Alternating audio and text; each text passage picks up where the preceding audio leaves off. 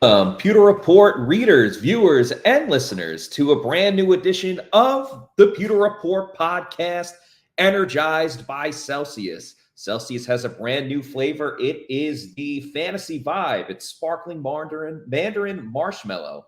Up my M's there. Make sure you check it out. 7 essential vitamins, no post-energy drink jitters. Check it out today and also see the sparkling lemon lime.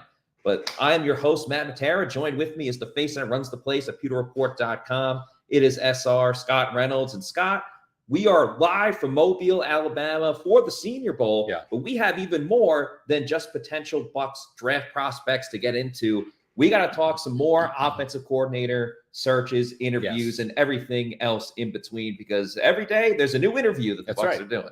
And they completed 2 today. And you said the face that runs the place, folks, don't adjust your sets. Don't adjust your computer screens. We're fried. We are burnt. Yeah, it's not just us. It's everyone that attended the Senior Bowl today. It was not supposed to be sunny and 75. It felt like we were back in Tampa. It was arguably the hottest day we've ever had at the Senior Bowl. Usually we're freezing our asses up here, but and it's usually overcast and rainy. So this was I would say a welcome change, except for the fact that nobody wore sunscreen. And I mean, nobody. Yeah. I mean, nobody in the media. The only shorts I brought on this trip were just like casual lounging shorts. I didn't bring any dress shorts because I figured, okay, I remember specifically last year coming to the Senior Bowl. Right. And it was raining, it was windy, and it was Usually freezing cold. I never thought I was going to have to wear anything else besides jeans coming to the Senior Bowl. But it was a very nice surprise. It was very warm. And as you said, it was just Tampa, just a little more northern than typically we are used to. But let's get back into the offensive coaching scenario that the Bucs are in right now. They completed 2 interviews with potential offensive coordinator candidates. One, the artist formerly known as the Bucs offensive coordinator, Todd Monken. He completed an interview today with the Bucs brass. I believe that was a virtual one. Yes, it was a virtual one. The other was Shea Tierney, the Giants quarterbacks coach, previously worked with the Buffalo Bills. So the Bucs can check off a couple more boxes. They've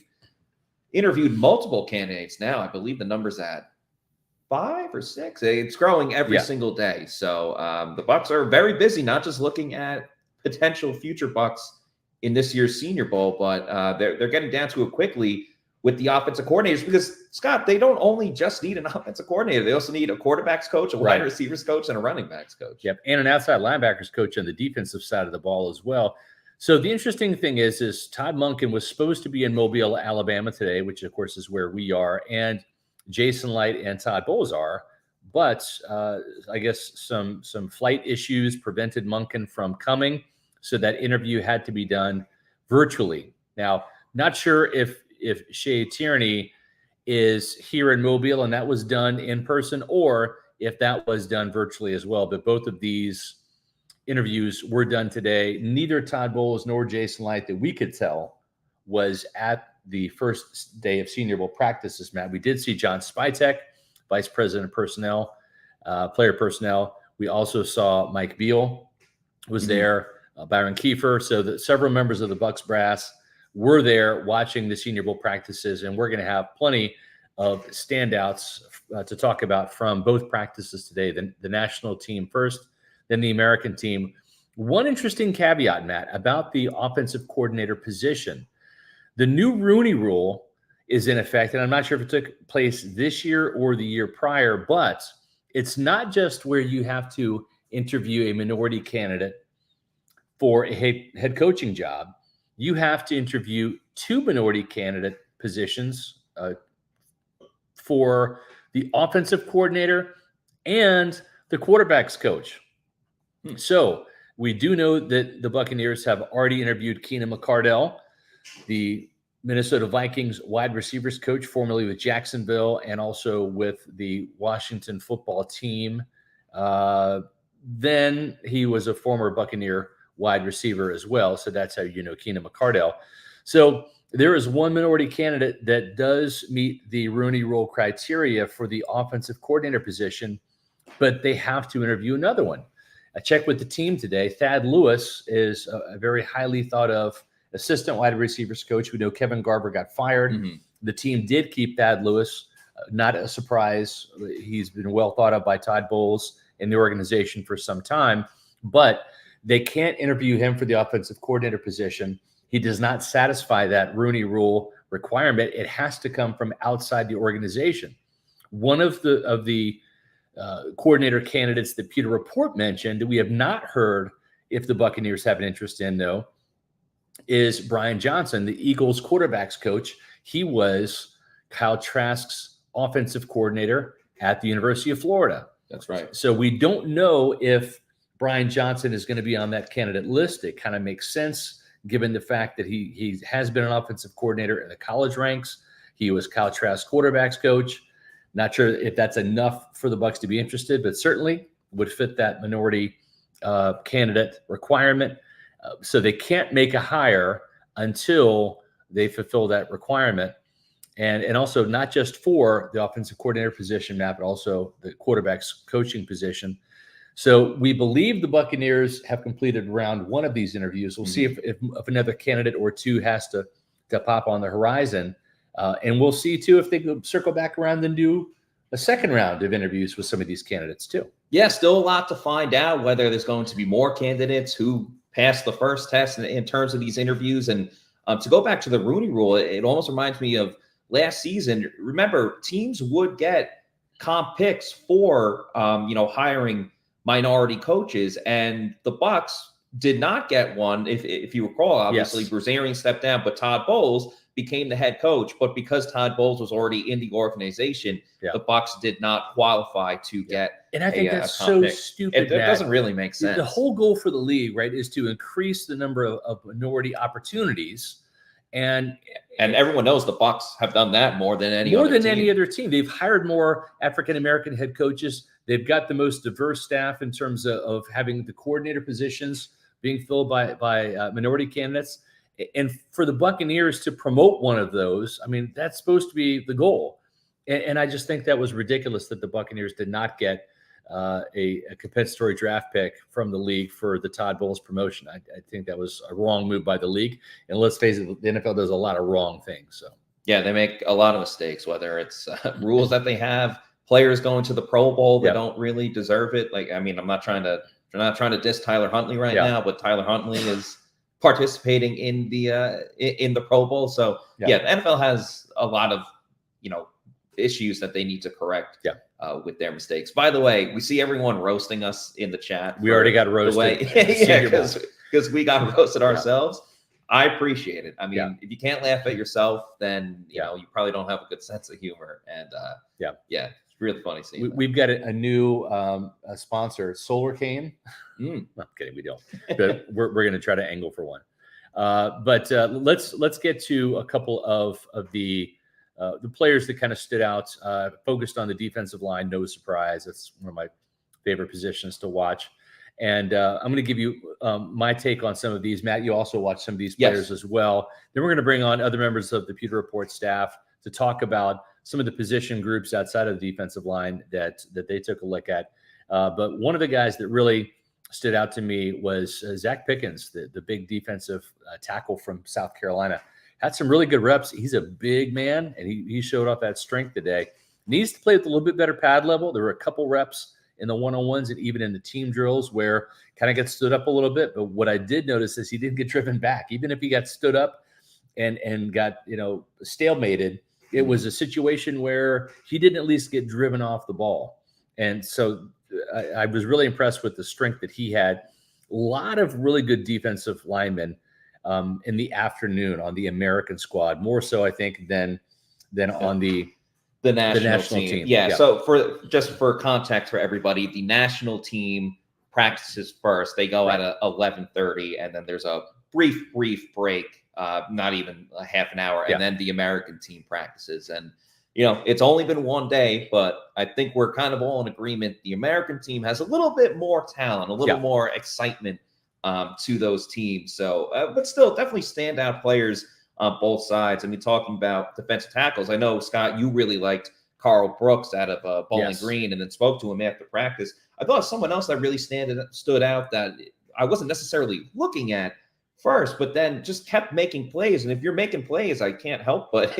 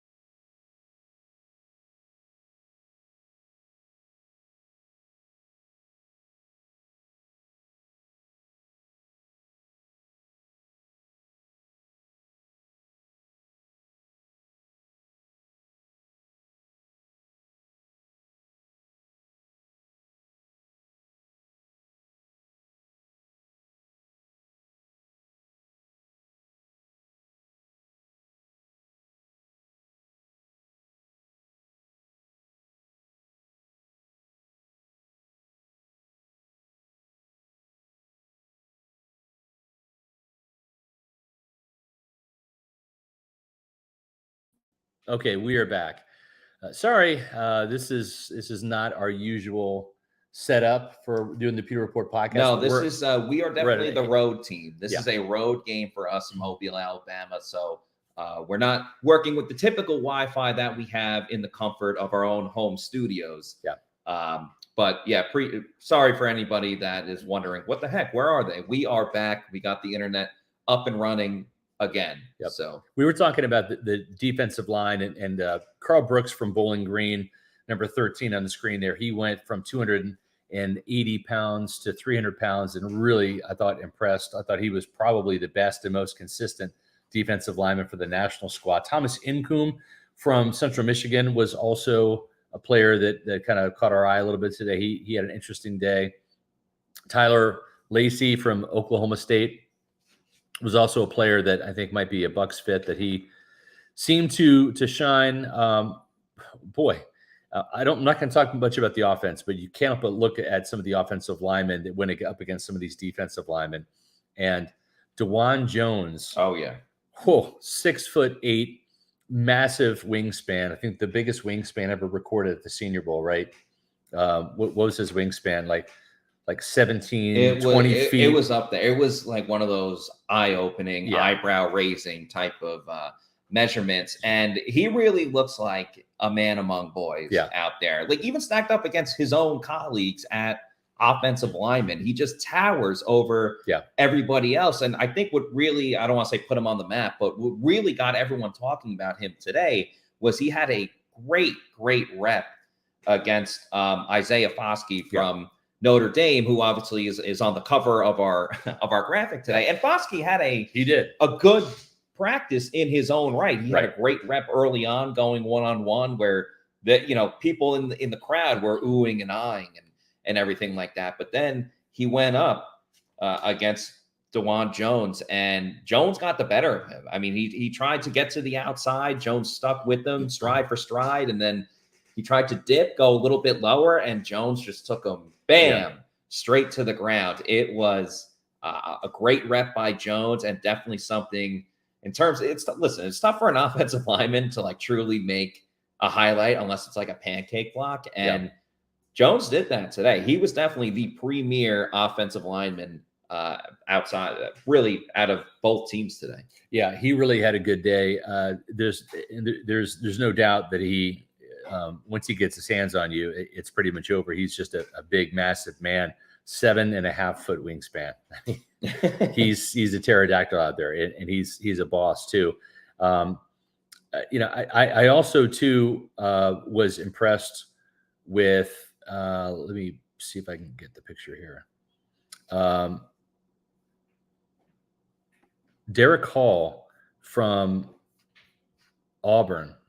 I thought he had a pretty good day, although this was not his best rep going up against Tyler Steen, the left tackle from Alabama. And Steen actually, I thought, was probably the best offensive lineman in the afternoon session for the American squad. Derek Hall, I think, is a really, really good edge rusher, built like a brick house. I mean, he looks like an NFL-ready player. You can kind of see him there. There's not much body fat on this guy. He's all muscle. He had a really, really good afternoon session. But Steen, I want to say, was just about undefeated with his one-on-one blocks and really was a bit of a sleeper. He's a player I'm going to kind of dive back in on and do a little bit more research on. I was not expecting him to be as dominant as he was. And of course, we'll see how he is tomorrow. A couple other players that I noticed in looking at the front seven, I was looking at the linebackers, especially with the American squad. The national squad, Calvin Pace is a pretty good linebacker, but Matt, he came in at 5'10", 229 pounds, short and squatty. And I think the Buccaneers want a little bit bigger linebacker, at least a 6-foot guy. And the two guys that I thought were pretty good in the afternoon session was Dorian Williams, the Tulane linebacker, who I was really high on seeing. Yes, you were. But I'm telling you, Aubrey Miller Jr. from Jackson State was the best linebacker on the field today. At about 6 foot, they list him around 230 pounds. He looks like he's bigger than that. He wearing the number 45. He looked like Devin White. We said that in the car today. Well, first of all, maybe Miller got some of the confidence that Deion Sanders had and brought to Jackson State. Maybe he held on to that and brought it with him to the Senior Bowl. We said it on the car ride home. Yeah. He just looks like Devin White, and partially because he was wearing number 45, and he made a lot of nice plays out there. Was moving around today. I'll mention a couple of linebackers that I was watching today, and we split up a lot of the viewing sessions for PewterReport.com because we got a packed house here. Yeah, for the Senior Bowl this year. It's the two of us. We got Josh Capo, we got Bailey Adams, and we got Adam Slavon as well. So we're looking at different stuff. And, I was looking at some of the corners, the linebackers in the first practice day with the national team. And there was two guys that kind of stood out for me. One of them was DeMarvion Overshown from Texas. Yeah. Now, he had a very interesting day, especially early on when they were doing linebackers against running backs and blitz pickups. And Overshawn liked to really use that spin move. Yeah. The infamous Robert Mathis spin move, for those that know him, even though he was an edge rusher. Yeah. But he had his first rep, won it cleanly, got straight to the quarterback, or the pad that plays the quarterback. His second rep, tried to spin move again against a different running back and did not work. It was a little bit telegraphed. The running back saw it coming and was able to keep with them and definitely won that rep. But he came back again and then tried to use his physical power, his bull rush. And he's a giant out there with the running backs or going against the running backs. As a linebacker himself, he is gigantic out there, and he used those traits in those matchups there. Another guy that I don't think is as much on everyone's radar, you did write about him, but you mentioned Pace before. Ivan Pace Jr., I thought, out of Cincinnati, he had one rep. Again, go to Pewter Report's Twitter. You can see the rep.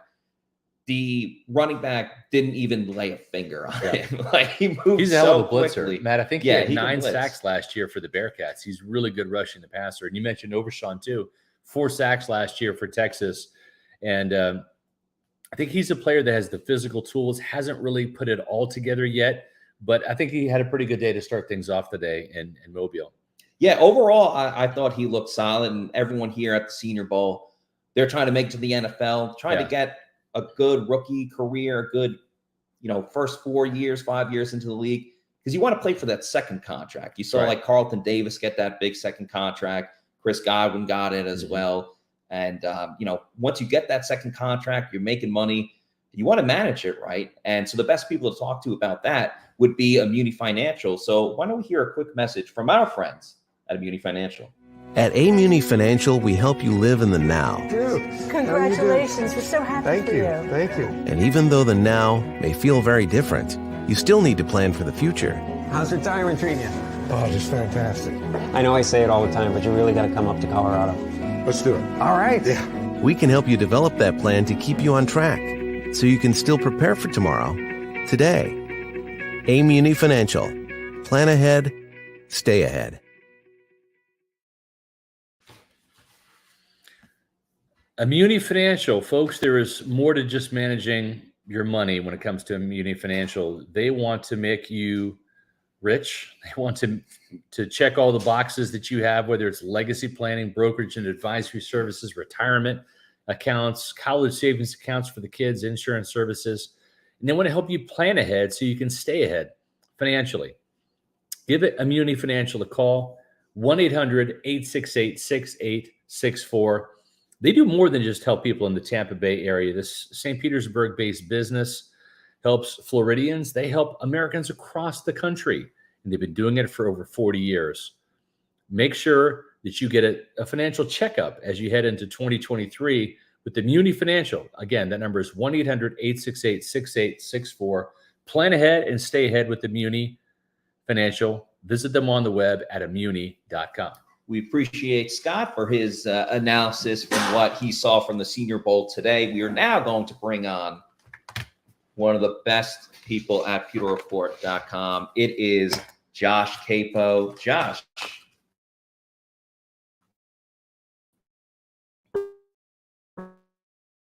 With us on it.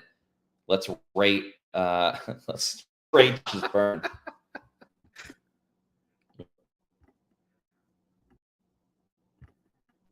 One second. We're going to see Josh's burn in just a moment.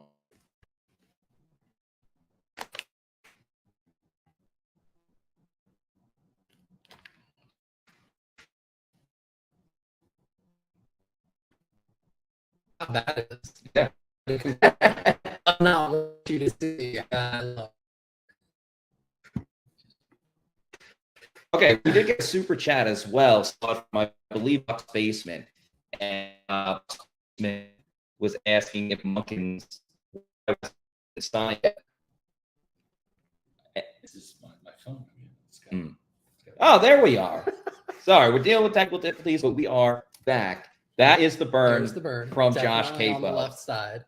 And anyway, we got a super chat from Bucs Basement wondering, why has Munkins not been signed yet? Well, the answer to that is, one, the Bucs are going to be interviewing a lot of different coordinators, as we've already mentioned, Shea Tierney, pitcher, Kubiak. So a lot of different names in the running. Whether or not the Bucs decide to go with Tom Monken, that's not even totally up to them as well, because Monken has offers from other teams too, or at least, interviewing opportunities for Todd Monken. He's a hot commodity at the moment. It's not just Bucs or bust for Todd Monken. So that's our best way of answering that one. Josh, this is your first Senior Bowl. It is. Overall thoughts, just being in Mobile, Alabama, and seeing practice today for the first time. I thought it was a fantastic experience. Not only for the players, you get an opportunity to raise their draft stock and give teams an extra opportunity to see what they can do, but obviously for us in the media to be able to give and shed a better light on what these players will be able to deliver should they be drafted by your favorite team. In this case, obviously the Bucs. So it was a wonderful experience getting to do it with all of you guys. And I'm looking forward to days 2 and 3. Yeah, going to be a lot of fun. Mikey, thank you for the $4.99 super chat. Mikey says, it's that time of year again. I remember watching these Senior Bowl shows last year. That's right. I mean, PewterReport.com comes here essentially every single year. We want to put out as much coverage, not just about the Bucs, but prospects that the Bucs might be drafting this year. We try to bring that out as much as we possibly can, and we always enjoy these trips. So let's get down to business, as the Eminem and Dr. Dre song goes. Let's start with the national team. We'll go in order of the practices that they started with. And we were looking at some different things. Like I mentioned, I was looking at linebackers and corners, and Scott was looking at a lot of the defensive linemen. You were looking at more of the offensive side of the ball. And I know, like we said, it's not the best wide receiver class, right? But there were a couple of wide receivers that I thought really stood out on the national team. One of them was Puka Nakua from BYU. I think he was the overall standout wide receiver today. And then another guy we really like out of Michigan State, Jaden Reed. That guy looks like he is floating on the field when he is running routes. Yeah, I was writing up my notes, and from the national team, I think I had Reed as my number 1 for today, and I had Nakua as my number 2. And with Reed, he moves different. He just really does move differently than any of the other wide receivers from that team. I think he was faster than everyone else. Crisp route running, he would attack zones and just look fantastic. And I really think that he might have improved his draft stock. The one thing that I think may have dinged him a little bit was Michigan State, I think, listed him at 6 feet, and his official measurements here at the Senior Bowl had him at, I want to say, 5'10" and 3/4.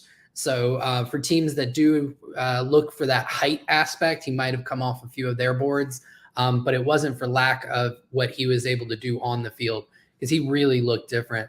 With regards to the BYU kid, Nakua, he made himself available to every quarterback that was throwing. And so he was getting targeted more than anybody else. I wouldn't say that he was creating a ton of separation, but he was using his frame well. He was presenting himself, and he was getting a ton of targets, and he was hauling in some contested catches. And I think he probably raised his draft stock as well. And I think, just to go back to Reed real quick, I mean, he had one of those just like big plays, deep balls down the field, as you see on the screen here, beating the Ohio State defender on that play. So he's a guy I'm very excited to watch tomorrow, because that's one of the fun things about the Senior Bowl in general, or these all-star game type of things, when all the players here, all the prospects, like they're putting on an audition for GMs, front office members, coaches, things of that nature. And, people grow and progress in different ways. Some come out of the gate right away. There's an anticipation and a pressure that you're not really used to. And some guys can really just get into it instantly, while others, maybe they were pretty nervous today, but then tomorrow they're comfortable. They kind of know the lay of the land at this point, and they will be the ones that ball out tomorrow. So that's always one of the things that I look for, is consistency with the player. I'd almost rather have the consistent player for all 3 days of practice than someone that blew up on the scene for one practice and then, you didn't really hear from him over the next two. I'm curious if there's any other players on the offensive side of the ball or the defensive side of the ball from the national team that caught your interest this afternoon. One, when we got to see some of the one-on-one reps in the trenches with the offensive and defensive line, I saw a couple of plays from the kid from what was it, Mississippi State, I think it was, Cameron Young. Yes. I saw him win a couple reps there, so that kind of stood out to me. And then I think Ronnie Bell, the wide receiver from Michigan, I wouldn't say he had a standout day. I don't think he hurt his draft stock, but I think he rated a little bit higher on the wide receiver list from that national team as well. I noticed one of the running backs too. I'm not saying he's going to be a Buccaneer by any means, but Evan Hull from Northwestern, he probably had, as far as like running plays go, and let's remember, like, there's not a lot of contact going on. It's shorts and shoulder pads and everything, but he had the big run of the game. He essentially would have taken it to the house if they didn't blow the whistle already, but it was like 50 to 75 yards down the field. I also respect that, he didn't always get the best blocking at times, but he was still cutting and slicing and dicing. I'm not saying he's going to be a compliment to, Rachaad White next season, but he was one of the guys I thought was, pretty interesting to watch out there. And, Northwestern, not always known as a powerhouse in terms of collegiate players making it to the NFL, but he was someone that I at least noticed. Somebody who I think really backed up the tape that they showed in college, somebody who we did a profile on just last week and who has some definite ties to the Tampa Bay area, was Caillou Blue Kelly. That's right. Cornerback out of Stanford. So definitely showed his press man coverage skills. That showed up really big in some of the reps he had. Showed actually, I would say, a little bit better zone awareness than what I viewed on tape with him previously. And then I got a chance to talk to him a little bit after the practice and talk to him about what it would be like to potentially play for the team that his dad spent most of his career with. He said it was extremely exciting. He was born in Tampa, so he feels like it would be really cool to be a legacy at the deep with the Bucs. I thought that was pretty cool to hear him talk about that, talk about Todd Bowles' scheme and it being kind of an aggressive scheme, and he's an aggressive player. So it was really cool to kind of get that get that out of him and hear he's excited to potentially go to the Bucs because they definitely have some needs in the defensive secondary. He made one play that I really liked. I mean, technically it was a mistake at the end because he dropped an interception. But there was one play during 11-on-11s that I liked because, listen, I mean, if you drop the ball, he knows he's got to catch the ball. And, that doesn't mean he's going to turn into Stone Hands or Carlton Davis with the amount of interceptions that he's dropped. But what I really liked on the play was he was covering pretty well, and he saw the quarterback get ready to throw the ball, and he reacted to the ball before the receiver even saw it. So he was ready. He was in position to go and make the play. He just didn't fully execute it. But the mental awareness, the readiness, I think I really enjoyed, because it's so tough to play corner at the NFL level. And I just feel if the corner can get any type of advantage, and obviously athletic skill is one of them, but if a corner can find any type of way to put them on top, whether it's anticipating a play or being able to read the quarterback's eyes better than some other players, that's a trait that really sticks out to me. And that's what I saw with him when he was practicing today. And I think the interceptions will still come. It's just a matter of putting your hands on the ball and holding on. Exactly. Yeah. So would you like to go to the American team? Yes, please do. So the American squad, again, I was watching a lot of the corners and wide receivers. I think really two wide receivers stood out above the rest on the American squad. So the first one for me would have been Dontayvion Wicks, wide receiver out of Virginia, 6'1.5", 212 pounds. He has great size and speed. He created a ton of separation and made some tough catches. But I think the highlight of kind of that session was a double move he put on, and I can't remember the corner who he was with, but he got the corner to turn around on the double move, and the corner didn't even realize that he was gone. And it was just the easiest touchdown in the world because there was probably about 20 yards of separation on it. And then in the one-on-one press man drills, he was beating guys left and right. He had a great rep. I would say good on good, because he was probably the number one wide receiver in my mind, the number one corner. And Scott would be very excited to hear this. It was Julius Brents out of K-State, 6'3", 202 pounds. He was manhandling guys left, right, and center. And then when he went up against Wicks, it was good on good. Wicks tried to throw a move on him. Brent stayed with him, came across and actually made a pick, but then turns out he actually committed DPI on it. So you could really see both guys kind of getting into each other. And it was just a really great play on both sides. And then the second wide receiver, I don't know if he's going to be a Bucs target just from his size, but Nathaniel Dell was shaking corners left and right everywhere, just creating a ton of separation, grabbing the ball and yards after catch. The thing that may turn the Bucs off to him is he's only 5'8", 163 pounds. I mean, you couldn't have really said it any better. And by the way, again, follow Pewter Report on Twitter. We have a great video of Brent, I don't want to say freaking out, but getting a little testy with the referee. Didn't like the call that went on. And to your point, Wicks making the double move towards the end zone. That was one of those. I on the play, I happened to be. I saw the aftermath of it, but I happened to be watching the linebackers and the safeties and the running backs in that specific drill. But you just heard the whole stadium, or at least the left side of the stadium where these drills were going on. They all went, ooh. And, it was one play after the other for Wicks with that. And to your point, Nathaniel Dell, he was the guy that I think excited me the most after watching him. You want to talk about putting players in a blender. There were a couple of cornerbacks that I don't think are in a good mood. How Dell just kind of ran a roughshod on the corners. It reminded me of the scene from the original Maverick movie where they're like, he went this way, we went that way, and he was like, where'd he go? And I was like, where'd who go? It really looked that way, just with the shiftiness that he had, his hip dexterity, just his ability to stop and start and move in different directions. It was different than everyone else who was out there. That's for sure. Is there anyone else that you want to talk about, get into? I want to bring on Bailey and or Sly on as well, and so just want to get their opinions too. I think those were the guys who really stood out for me. So I know Sly was with me a bunch for some of it, and I know there were some guys that he really wanted to talk about as well. So I'll give him the opportunity a little bit later and let Bailey jump on here now. Awesome. Stick with me for one more second. Sure. We're just going to hear a quick message from our friends over at Age Rejuvenation.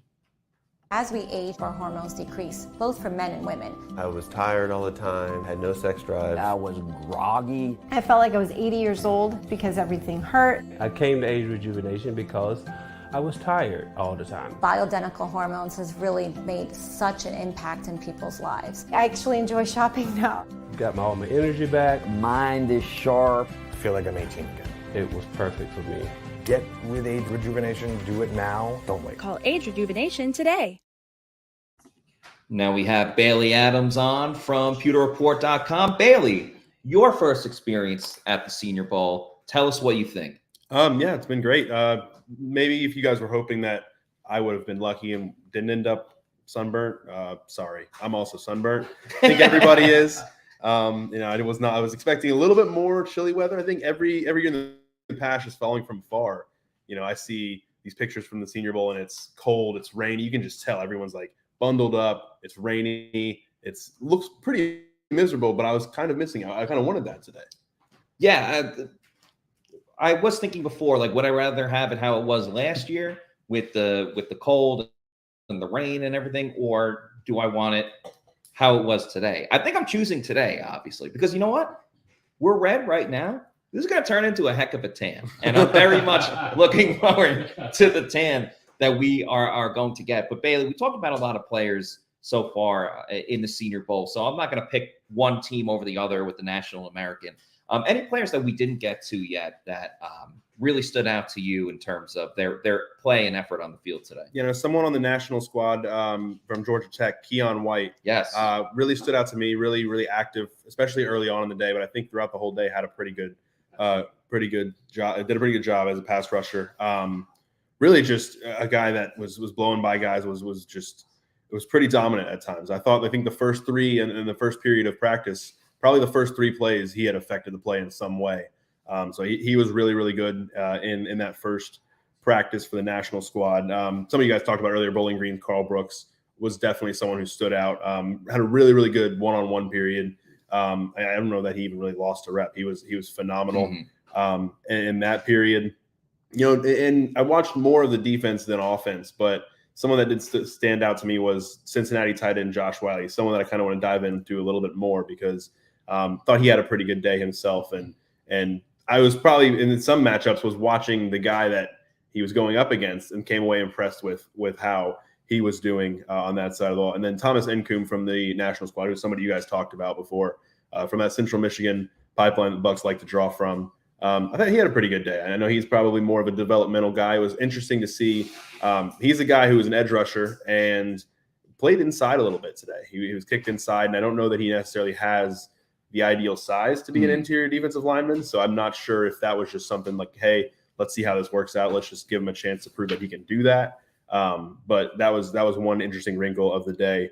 Yeah. And you spoke to Nkum after with the Central Michigan connection. I know Luke Gedeke is a little bit of a hot topic and not the best way, but he was a teammate of Luke Gedeke's, and he wouldn't necessarily hate the idea of reuniting with his teammate. No, he said it's funny. I actually went back and listened to it, and he kind of took it as he would like to go up against him again in practice, but also it sounded like he said, I would like to dominate him wherever I am. I'd like to want to run it back. Central Michigan, let's run it back. I'm looking forward to dominating him wherever I end up.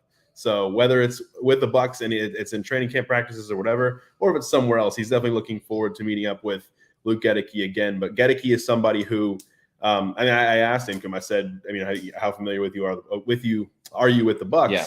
And he had said, I've been watching the Bucs all the time because they took, Central Michigan guard in the round. And I was like, okay, yeah. I was going to talk to you about Gedeke. And he said, he knows Gedeke's the same guy he's always has been. He's getting better, and that he thinks that's obviously his guy, his teammate that he's going to stick up for. So It would be interesting to see if they go back to that well, the Central Michigan well again. And that's kind of what we talked about with the Bucs in general, is that there's so many different positions and things of that nature that they can go with in this year's draft. And one of them that I don't think we've talked about as much, because they already have the golden goose there at the position with Antoine Winfield Jr. Yeah. But we can't rule out them bringing in a safety in this year's draft because of what we've mentioned beforehand with, Logan Ryan and Mike Edwards and Keanu Neal all heading into free agency this year. So there was two safeties that I wanted to mention.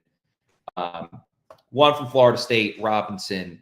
Is it Jamie or Jamie? Jamie. I didn't. The extra M threw me off, but I thought he looked really good again early on, especially when I was really focusing in on watching him. I think in general, and you watch a lot of the DBs against the wide receivers, it felt so much more physical in the American practice than it did in the national practice. Just a lot of pushing, a lot of, hand grabbing more than 5 yards down the field. And I felt Robinson kind of fell into that category. So it's one of those, if the ref will allow it, things will look good for him. The other one was the Georgia safety, Chris Smith. I thought he, again, very physical, going up against big targets, had enough speed to stay with running backs and tight ends.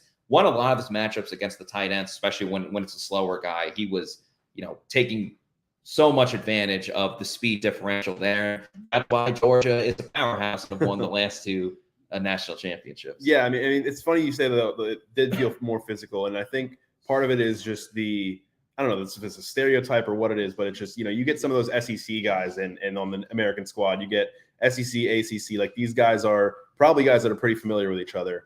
And there was definitely some of that physicality to it in the second practice. Yeah, and I know you're always interested in watching your LSU guys. Well, you are a UCF guy, but you also like LSU. Yeah. So you've been talking a lot about them this week, but doesn't get better than SEC football. Yeah, absolutely not. Yeah, and we saw some of those LSU guys, like Jay Ward was out there. I know you talked to Jay Ward. Yeah. Ali Gay is a pass rusher out there. I didn't see a ton from Ali Gay, but a couple days left. We'll see if there's anybody else, especially, I don't know. I like watching these edge rushers, especially with where the Bucs are right now at that position.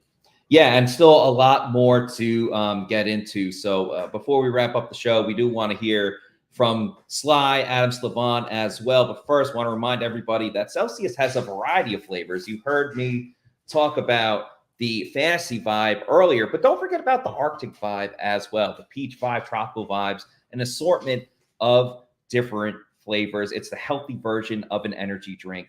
Go to the store locator, punch in your address, and find out where you can get a Celsius energy drink. Whether you want to go to your local bodega or a convenience store, check out Celsius. And then if you want to buy it in bulk, get the variety packs. Variety is the spice of life. Go to Amazon, click on the subscribe and save, and have it sent to your house or apartment every 1, 2, or 3 weeks. Just make sure you're drinking Celsius energy drinks, the official sponsor of the Pewter Report podcast. Adam joins the show now. Adam, there was a little bit of news during practice today. Unfortunately, Georgia running back Kenny McIntosh went down with an injury. Trainers were, being looked at, or trainers were looking at him, I should say. And turns out there's a tweet later on from Tom Pelissero that says, Georgia running back Kenny McIntosh, who left the Senior Bowl practice after getting twisted up trying to grab a loose ball, just had a bad cramp in his calf.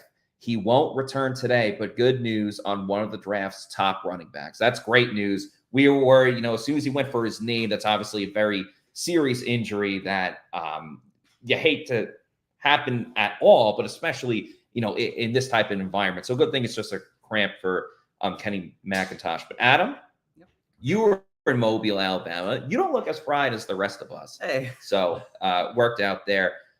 In your first Senior Bowl, your experience, who were some of the players that stood out for you? I know we talked about a certain Princeton wide receiver that, had his imprint on the day, but just curious to get your thoughts. Yeah, so if I were to break down the American team and national team in just a couple words, for the American team, I would say a lot of playmakers, both at wide receiver and cornerback. And then looking at the national team, a lot of guys, it was kind of like trench warfare between the offensive line and defensive line, a lot of tough Midwest guys. One guy that stood out to me on the national team was Cody Mock. Yes. From North Dakota State. 6'4", 300 pounds. He mostly played at left tackle in college, but today he was at left guard, and it showed he was versatile along the line, and he can really match up anywhere. One rep that stood out to me was him going up against Wisconsin nose tackle Keanu Benton. Now, the Bucs already have a nose tackle in Vita Vea, but Benton's really good at run stuffing, and if they look to move on from Hicks, Benton could be an option as he continues to develop as a pass rusher. From the national team, we already mentioned Nakua, the wide receiver from BYU. Yep. He had a solid day, and it wasn't just quarterback Jaron Hall, his college teammate, throwing to him. He really caught everything and looked like a really solid slot receiver, or a guy the Bucs could target to be like a number 4 or 5, as they have to replenish the receiving room somewhere. By the way, the quarterback play, nothing really to hit home about. The quarterbacks, they won't be going top 5. No. any of the guys. Maybe round 5 or round 7. Yeah, maybe round 5, not pick number 5. The guy from Shepherd, Tyson Bagent, a lot of velocity on his throws. And of all the quarterbacks, he probably stood out the most for that reason. But even he struggled with accuracy issues, and there isn't really a quarterback that really stood out today. Yeah, there were times, like, especially watching wide receiver versus corner and a little bit with the 11 on 11, but there were times like the wide receiver got open down the field and there was just a throw out of bounds, or, a little too far into the end zone. So the quarterbacks definitely did not help out the wide receiver. And understandably, there's going to be the miscommunication, chemistry type of idea, because, you're getting players from all different conferences, parts of the country, and they're playing together for the first time, probably only time. Yeah. And you got to get, a season's worth of chemistry down in 3-4 days and go and play a game. So that's really difficult to do. And mentioning the receivers, so the Princeton guy, Andre Iosovius, I believe. That was pretty good. Yeah. Really, one catch that stood out was in the red zone. He caught it, and you heard a lot of cheers from the crowd. As a red zone guy with his frame standing at 6'2", really uses that frame well. One issue that he had was separating. Another guy that struggled with a similar way was Xavier Hutchinson from Iowa State. Both the guys in the press man drill, we talked about Julius Brents really locking them up. Neither guy really stood out. Maybe as they get more comfortable along with the quarterbacks in the coming days, they could do better. And then Miami corner Tyreek Stevenson, besides Brents, was probably the second most physical corner out there, standing at 6'1". Before this, didn't really have the best tape coming in, but really put together a good showing today. And one other member in the secondary was Alabama safety DeMarco Helms. Yes. So Alabama has 3 safeties that'll likely be drafted, including Helms. You have Brian Branch, who's really versatile and is a really solid playmaker on all levels in the Alabama defense. And then also Jordan Battle. But Helms today, he had interception against TCU's Max Duggan. And he's another guy that could be an option down the board for the Bucs. Pittsburgh linebacker Servosia Dennis also had an interception. So some plays being made by the defense for the American team in the Senior Bowl. I think with the exception of like the standout wide receivers we talked about, it was definitely more of a day that was won by the defense, just in my opinion. But a lot of great competition, a lot of fun talent to watch, not just today, but for the coming weeks. So make sure you go to pewterreport.com. Make sure you subscribe to our YouTube channel, Pewter Report TV. And one player we didn't mention is Spears, the running back out of Tulane. I know Scott Reynolds is a huge fan of him. He was making some of the highlight plays today at the running back position. Eric Gray as well was making some plays while practice was going on. So a lot of guys that we got to talk about, a lot of guys that we are writing about and will continue to as well as the week goes on. So make sure you go to pewterreport.com to get all the content from the Senior Bowl and the offensive coordinators that we will continue to talk about during the week. Please like and subscribe to our YouTube channel, Pewter Report TV. If you like the podcast that we do, if you like all the clips that we cut from, various press conferences and and practices and everything else in between. Just do us a favor, hit like and subscribe.